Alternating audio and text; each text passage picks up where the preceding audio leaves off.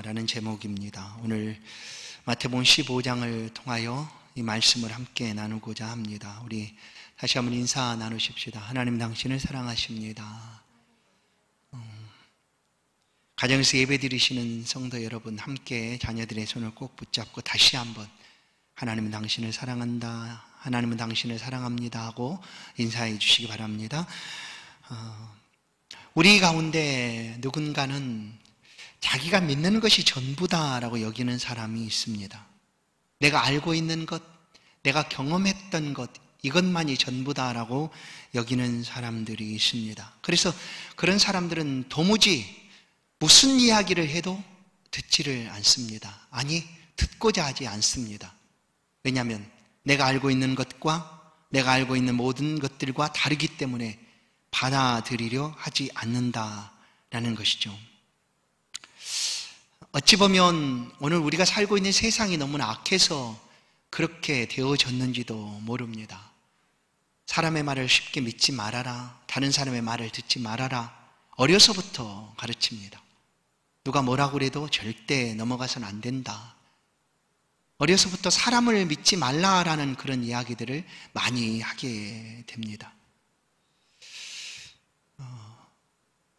그러나 그렇게 가르치고 배웠어도 너무나 세대가 악하니까 틈만 있으면 사람을 속이려고 합니다. 온갖 방법으로 사람들을 속여서 힘들게 하려고 합니다.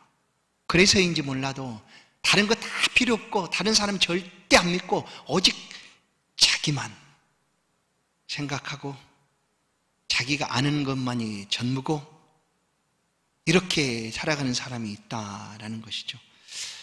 물론 그것을 잘못되었다 말할 수는 없을 것입니다. 그러나 우리가 무엇을 믿는다라고 할 때는 그 믿는 바에 대해서 분명한 확신을 가질 때 믿는 것입니다. 우리가 믿는 것은 과연 무엇인가? 그것은 변함없는 진리, 그것을 믿습니다. 시대에 따라서, 상황에 따라서 바뀌는 그런 진리가 아니라 변하지 않는 진리를 믿는 거죠. 어제나 오늘이나 창세부터 세상 끝날까지 변하지 않는 것, 과연 그것이 있겠는가? 있습니다. 오직 하나님의 말씀, 불변하는 하나님의 말씀입니다. 오직 하나님 말씀만이 진리입니다. 물론 하나님의 말씀이 이 시대에 맞지 않는다고 누군가는 얘기할 수도 있습니다. 그럴지라도 하나님의 말씀은 진리입니다. 변함이 없습니다. 영원토록 변함없는 하나님의 말씀, 그것만이 절대적인 가치를 가집니다. 그래서 우리가 믿는 것은 바로 그 하나님의 말씀, 곧 절대 가치인 하나님의 말씀을 믿는 것입니다. 예수 그리스도는 내가 곧 길이요 진리요라고 말씀을 하셨습니다. 예수 그리스도 또한 변함없는 진리십니다. 그래서 우리는 변함없는 예수 그리스도를 믿게 되는 것입니다. 오늘 본문을 보시면 이런 예수님과 공생의 기간 동안 끊임없이 다툼이 있었던, 그러니까 예수님 반대편에 대척점에 있었던 사람들이 1절에 소개되는데 그들이 바로 바리새인과 서기관들입니다. 또 한 무리를 더하면 대제사장의 무리들이었습니다. 바리새인, 서기관, 대제사장들의 무리. 이들은 예수님을 어떻게 하면 올무에 걸리게 할까? 아니면 어떻게 하면 죽일까? 하는 것이 그들의 생각이었습니다. 이들이 가진 예수님에 대한 공식적인 평가는 이런 것이었죠. 믿을 수 없는 사람, 하나님을 모독하는 사람, 밀란을 일으킬 소지가 있는 사람. 그들이 예수에 대하여 내린 평가가 이렇습니다. 그래서 누구든지 예수를 붙잡으라 하는 명령까지도 내리게 합니다. 그래서 명절에 예수께서 다니시면 누구든지 어디 있는지 알거나 또 보았다면 신고하라고까지 이렇게 명을 하기도 했습니다. 그런데 이런 대척점에 있던 사람들이 예수님께 와서 묻게 되는 내용이 바로 본문의 내용입니다. 2절을 보시면 당신의 제자들이 어찌하여 장로들의 전통을 범합니까? 하는 것이었어요. 예수님께 와서 왜 당신의 제자들은 장로들의 전통을 범합니까? 하는 것이죠. 이 장로들이 가진 전통, 예수님께 묻고 있는 전통이 무엇이었는가 하면 손을 씻지 않는 것이었습니다. 손을 씻지 않는 일. 먹을 때 손을 씻지 아니하나이까? 손을 씻지 않는 것이 오래도록 내려와졌던 전통이었습니다. 뭐냐면 손을 씻고 음식을 먹어야 된다 하는 것이 장로들의 전통으로 오랫도록 내려오게 되었습니다. 오늘날엔 손으로 음식을 먹는 사람은 그렇게 물론 흔하지 않습니다. 다 도구를 사용해서 음식을 먹게 되죠. 그러나 이 시대에는 그런 도구들이 발달하지 않은 시대였고 또 쉽게 손으로 음식을 먹던 그런 시대이기도 했습니다. 그래서 음식을 먹기 전에는 반드시 손을 씻어야 했다라는 거죠. 그리고 집에 종이 있거나 하인이 있으면 이 일만을 전담해서 해야 되는 그런 사람들이 있었습니다. 그들은 주인이 식사하기 전에 손에 물을 부어서 손을 씻도록 하는 그런 일을 하기도 했습니다. 마가복음 7장 3절 4절을 보시면 바리새인들과 모든 유대인들은 장로들의 전통을 지키어 손을 잘 씻지 않고서는 음식을 먹지 아니하며 또 시장에서 돌아와서도 물을 뿌리지 않고서는 먹지 아니하며 그 외에도 여러 가지를 지키어 오는 것이 있으니 잔과 주발과 놋그릇을 씻습니다. 이것들이 결국 뭐였는가 하면 장로들의 전통이었습니다. 이거 장로들의 전통이라는 것은 오래도록 그 사회에서 관습에 되어서 이어져 오는 내용들이죠. 이것들을 지켜왔고 또 그 시대에 지키지 않고 있는 예수님의 제자들을 향하여 이들이 묻고 있는 거예요. 왜 당신의 제자는 손을 씻지 않느냐라는 것보다 왜 장로들이 우리 가운데 전해준 그 전통을 행하지 않느냐 하는 것이었습니다. 근데 이제 이 장로들의 전통이라는 것이 과연 율법에 그들이 가진 율법에 기록되어 있는 것인가? 아니었습니다. 모세 율법에는 이런 규정들이 사실 없습니다. 음식을 먹기 전에 손을 씻어야 된다라는 그런 규정이 없었습니다. 그런데 율법에도 없는 이 규정들을 그들은 만들어서 장로들의 전통으로 가지고 있었습니다.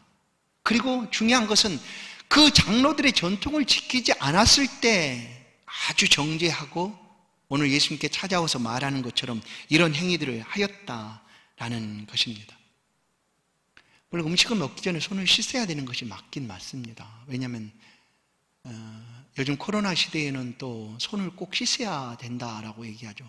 흐르는 물에 30초 동안 반드시 깨끗하게 씻어야지 이 세균이 떠나가기 때문에 씻으라. 그리고 이런 질병들은 세균들은 우리 호흡기를 통하여 들어오는 거거든요. 입이라든지 코를 통하여 들어오는 거니까 씻어야 된다는 거죠. 하루에도 우리가 수십 번씩 이 손으로 이렇게 이 호흡기 계통들을 만지게 됩니다. 나도 모르게 은연중에 만질 수도 있습니다. 그래서 손을 씻으라라는 말을 하게 됩니다. 손을 씻는 것이 필요합니다. 또 코로나19 예방 수칙 중에 중요한 역할 중에 하나가 손을 씻는 것입니다. 그래서 손을 씻어야 맞죠. 그런데 예수님께서 왜 손을 씻지 않느냐 하는 문제를 가지고 지금 이 바리새인들과 시비를 하고 있는가? 그럼 예수님은 손을 안 씻어도 된다라고 말씀하고 있는 것인가? 그런 이야기가 사실 아닙니다. 오늘 본문의 내용은 장로들의 전통이냐 하나님의 율법이냐 하는 얘기죠.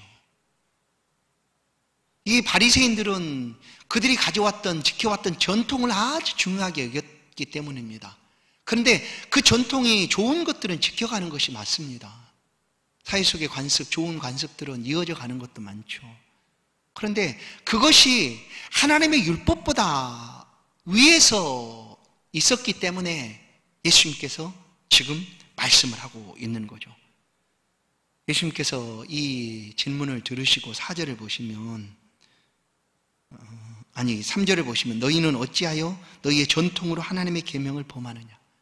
너희의 전통으로 하나님의 계명을 범하느냐라고 예수님께 말씀하십니다. 그리고 한 가지 예를 들어주시는 것이 4절, 5절 말씀입니다. 율법에는 하나님이 하신 말씀이죠. 내 부모를 공경하라라고 말씀하셨습니다. 그것이 율법입니다. 이건 장로들의 전통이 아니라 율법입니다. 내 부모를 공경하라는 것은 율법이었습니다. 변함없는 하나님의 말씀이죠. 어떤 시대를 흘러도 절대 바뀌어서는 안 되는 말씀이 바로 이 말씀입니다. 그리고 이렇게까지 무섭게 하나님께서 말씀을 하십니다.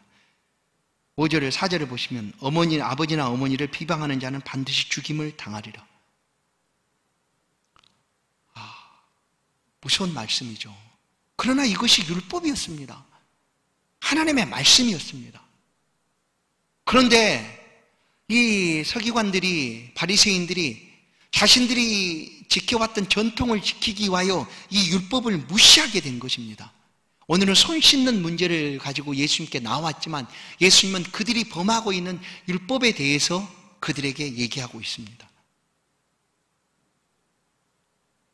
그들이 범하는 율법은 바로 다름 아닌 하나님의 말씀을 범하는 것이었습니다. 성도 여러분, 살아가는 동안 좋은 것들은 계속해서 이어져 가는 것이 맞죠. 좋은 가풍들, 또한 믿음의 본이 되는 그런 것들은 이어져 가는 것이 맞습니다. 그러나 결코 그것이 하나님의 말씀보다 더 중요시 되어서는 안 된다라는 말씀을 드리고 있는 것입니다. 우리가 살아가는 삶을 통하여 삶의 환경들이 달라지면 우리의 삶의 기준도 달라지는가? 사람으로서 하나님 앞에 하나님 자녀로서 살아가는 우리의 삶의 기준도 이 환경과 상황에 따라서 달라져야 하는가 하는 문제이기도 합니다. 그러나 그럴 수 없습니다. 우리의 기준은, 우리가 하나님의 자녀로 살아가는 삶의 기준은 분명합니다. 변함없는 하나님의 말씀, 변하지 않는 하나님의 말씀이 우리의 삶의 기준, 곧 잣대인 거죠. 그렇게 살아가야 합니다. 자, 이제 이 바리새인들이 어떻게 하나님의 계명을 범하고 있는가를 예수님께서 말씀하시죠.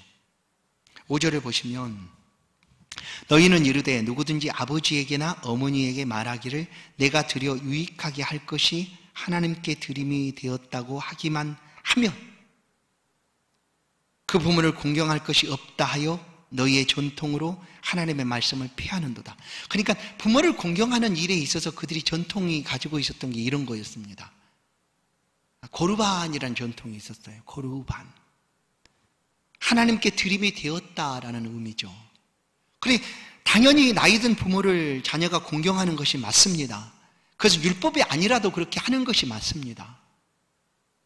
어떻게 보면 부모에게 받은 은혜를 뭐 더 갚으라는 말도 아니에요. 딱 그만큼만 갚는 것이 나이든 부모에게 공경하는 거예요. 왜냐하면 보시면 우리가 어릴 때 아무것도 할 수 없는 그런 어린 때에 부모가 우리를 위하여 완전히 희생을 하지 않습니까? 우리를 양육하고 키워냅니다. 그 기간이 어느 정도 될까요? 초등학교 들어가기 전까지 한 10살, 10년 정도 될까요? 그러나 초등학교 들어가서도 사실 부모의 보살핌이 필요한 건 맞습니다. 그러나 아주 작게 잡아서 10년이라고 해본다면 10년입니다. 그러면 자녀가 부모를 더 효도하고 공경한다 이런 표현이 아닐지라도 내가 받은 은혜에 대해서만 보답한다 할지라도 최소 10년은 부모를 공경하는 게 맞습니다. 그거 했다고 내가 잘했다라고 말할 수 있는 것이 아니라는 거예요. 최소 10년 동안은 최소한. 그런데 지금 유대인들이 그들이 가진 전통이 어땠냐면 나이 들고 부모는 나이를 먹고 이제 나는 나이 먹고 또 자녀가 생기고 하면 들어갈 돈이 물론 많습니다. 들어가야 될 경제적인 지출들이 더 커지게 됩니다. 그런데 그들이 어떻게 했는가 하면 부모에게 마땅히 드려야 될 그런 경제적인 부분에 대해서 얘기합니다. 어머니, 아버지 아시죠? 그거 하나님께 드렸어요. 그러니까 그렇게 아세요. 하고 끝냈다는 거예요. 하나님께 드림이 되었다. 고르반하고 부모에게 마땅히 드려져야 될 것들을 끝내버렸기 때문이에요. 그러면서 그들은 우리는 아무 문제 없어. 우리는 장로들이 그동안 지켜왔던 그 전통대로 행했기 때문에 아무런 이상이 없어라고 그들이 여겼다는 거예요. 그 예수님께서 이 말씀을 하고 계신 거예요. 부모를 비방하는 자는 반드시 죽임을 당하리라 라고 했는데 너희들은 너희의 전통을 지키기 위하여 어찌하여 하나님의 말씀을 범하고 있느냐. 그 잘못되었다 라고 말씀을 하고 계시는 것입니다. 뭡니까?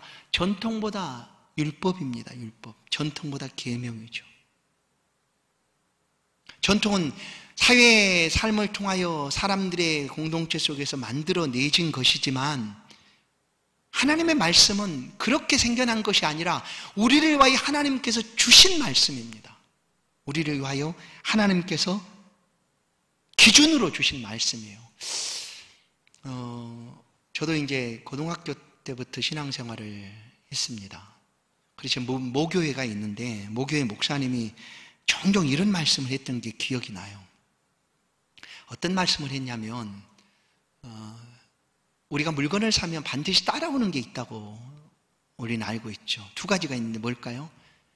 한 가지는 품질, 이 품질을 보증합니다 하고 보증서가 있습니다. 뭐 요즘도 그러는지 모르겠어요. 그러나 이 말씀을 들었을 때 예전에는 반드시 물건을 사면 그게 두 가지가 반드시 있어요. 또 한 가지는 뭐냐면 이 제품의 사용 설명서가 있었습니다. 어떻게 이 제품을 사용할 것인가 하는 제품 설명서가 있었어요. 그것이 따라온다는 거예요. 그런데 이 목사님이 우리 가운데 늘 하신 말씀이 뭐였는가 하면 사람이 어떻게 살아가야 하는지 하나님께서 주신 사람 사용 설명서가 바로 성경이다라고 늘 말씀을 했어요. 근데 늘 생각해보면 이것이 맞는 것 같아요. 우리가 살아가는 삶의 시대에 세상의 모습들은 달라집니다. 그리고 세상의 방법들도 많이 달라집니다. 그러나 하나님의 말씀은 달라지거나 변하지 않습니다. 그러면 이 하나님의 말씀은 처음부터 세상이 끝날까지 변함없는 하나님의 말씀으로 우리가 하나님을 어떻게 섬겨야 하고 하나님께 어떻게 나아가야 하는지를 가르쳐주고 있는 말씀이에요. 시대가 바뀌어도 이 말씀대로 우리가 살아가면 하나님 앞에 바르게 사는 것이 거죠. 그래서 성경은 변함없는 하나님의 말씀, 곧 우리의 삶의 기준이 되는 것입니다. 이 말씀대로 살아가면 우리는 하나님 앞에 칭찬을 받고 하나님의 은혜를 누리게 됩니다. 얼마 전에 2020 올림픽, 도쿄 올림픽이 끝났지 않습니까? 그때에도 선수들이 하는 경기들을 보면 달리기를 높이뛰기를 한다든지 넓이뛰기를 한다든지 아니면 무슨 어떤 경기를 다 봐도 실격이고 규칙 위반이라는 게 등장하게 됩니다. 태권도를 할 때 정해진 데를 차지 아니하고 다른 데를 차면 실격으로 페널티를 먹어서 마이너스 점수를 먹기도 하지 않습니까? 넓이뛰기 하는 선수들은 금을 넘어서 뛰면 안 된다 하는 거죠. 이런 기준이 분명히 있습니다. 그 기준을 벗어나면 아무리 잘해도 인정받지 못하는 거예요. 여러분, 우리 사람이 살아가는 삶의 기준, 우리 인생이 살아야 될 그 기준은 어디에 있는가 하면 말씀입니다. 그 사람의 삶의 공동체에서 가지고 있던 어떤 규칙이라든지 또한 어떤 그 유전이라든지 이런 것들이 아니라는 거예요. 하나님 말씀이 기준이 되어야 합니다. 살아가는 삶의 기준. 그런데 예수님께 찾아와서 당당히 묻고 있었던 그 바리새인과 서기관들은 하나님의 말씀을 어기면서도 그들이 가졌던 장로들의 유전만을 가지고 시비를 하고 있는 것입니다. 오늘 우리도 이와 같은 모습을 가질 수가 있습니다. 하나님의 말씀이 기준인데 그 말씀을 내가 어떻게 해요? 거절하는 거죠. 내가 알고 있는 지식, 내가 알고 있는 경험, 내가 경험했던 모든 일들이 하나님의 말씀을 배제하게 하는 그런 일들도 우리 안에 있습니다. 결국 내가 알고 있는 것을 내가 주장하다 보면 하나님의 말씀 뒤로 밀리게 됩니다. 그것을 주장하기 위해서 하나님의 말씀까지 바꾸려고 합니다. 이래서는 안 되는 거죠. 전통이냐 계명이냐 하나님의 말씀입니다. 하나님의 말씀이 가장 우선이 되어야 합니다. 합니다. 이것을 잘 보여주고 있는 예가 한 가지 성경에 있는데 그것이 바로 아담과 하와의 모습입니다. 하나님이 에덴 동산에 가장 아름답게 사람을 창조하시고 그 사람에 필요한 모든 것들을 다 내어주셨습니다. 그런데 다른 것이 아니라 하나님이 그 에덴 동산에 기준을 한 가지 주셨어요. 그 기준은 뭐냐면 선악과를 따먹지 말라는 것이었습니다. 그러나 어떻게 보면 이것을 기준이라고 또 말하기도 좀 그렇습니다. 선악과를 따먹지 말아라, 먹느냐 안 먹느냐가 기준이 사실은 아니라 그렇게 말씀하고 계신 하나님의 말씀을 들었느냐 안 들었느냐가 오히려 더 중요하게 여겨지는 거죠. 그건 잘 보십시오. 하나님이 그 기준을 말씀하시고 그들에게 얘기했는데 그 기준은 선악과였고 그것을 먹으면 죽으리라 하나님 말씀하셨습니다. 그런데 아담과 하와는 그 선악과를 어떻게 바라봅니까? 하나님의 말씀의 기준으로 그것을 본 것이 아니라 자신들의 기준을 가지고 보게 됩니다. 그렇게 보니까 이 선악과가 지혜롭게 할 만큼 탐스럽게 보여집니다. 먹음직도 하고 보암직도 하고 아주 저것만 먹으면 지혜롭게 할 만큼 탐스럽게 되게 보여집니다. 그래서 그들의 자신들의 기준을 앞세워서 그것을 먹게 된 거죠. 그리고 하나님의 말씀인 하나님이 주신 기준을 버려버립니다. 그렇게 세상에 죄가 임하였고 영원한 영벌에 처해지게 된 것입니다. 성도 여러분, 단순히 장로들의 유전의 문제가 사실 아닙니다. 전통의 문제도 아닙니다. 우리가 하나님의 말씀을 어떻게 대할 것인가 하는 것이죠. 그 어떤 것보다 하나님의 말씀이 우선되어야 된다는 거예요. 그래야지만 우리는 이 삶을 바르게 살아갈 수 있습니다. 이 하나님의 말씀의 기준을 벗어나서 아무리 잘 산다 할지라도 마지막에 결과는 실격입니다. 실격 아니겠어요? 그래서 하나님이 주신 이 말씀의 기준을 따라서 우리가 살아가는 것, 그것이 가장 복된 삶이고 잘 살아가는 삶입니다.